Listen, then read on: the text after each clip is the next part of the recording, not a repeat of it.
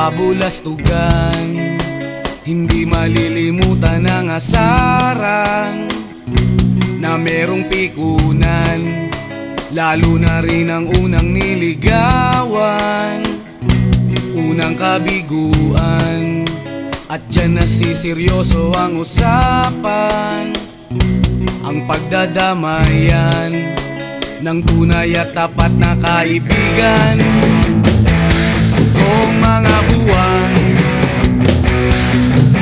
kaibigan namang maasahan. Oh, di na tayo pabata, edad may di nahahalata. Sa mga trip, unti-unti na tayo nagsasawa. Pero kahit ganon, barkadang matatag hanggang sa ngayon.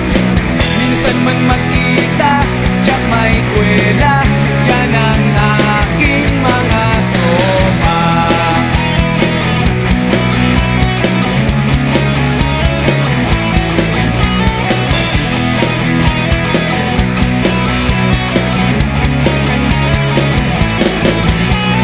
Inuman na pang magdamagan, minsan inaabot pa ng ayaan, na kung saan-saan, na para bang wala.